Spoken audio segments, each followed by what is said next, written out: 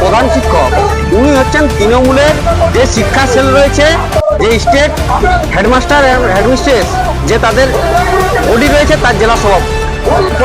প্রশাসনের যা ডিলে দেখতে পাচ্ছি, আজকে 3 দিন হয়ে গেল, এখনো অবধি কোনো অভিযুক্ত কোনো গ্রেপ্তার হয়নি। 16 তারিখে বড়গড়িয়া হাই স্কুলে ওখানে গিয়ে মেয়েদের সাথে কথা বলে জানতে পারি, এবং তার আগেই থানাতে ওরা অভিযোগ করেছিল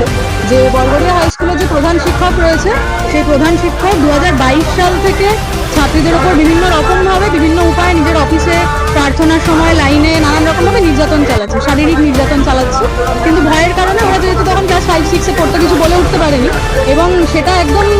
অতিরিক্ত মাত্রা ছাড়া হয়ে যাওয়ার ফলে তখন তারা বলতে বাধ্য হয় এবং থানায় গিয়ে তারা রিপোর্ট করার পরে দেখা যাচ্ছে যে পুলিশ প্রধান শিক্ষককে অ্যারেস্ট করা তো দূর কথা, প্রধান শিক্ষক এখন বাড়ি ছেড়ে কোথায় গিয়ে লুকিয়ে বসে আছে সেটাই বুঝতে পারছে না।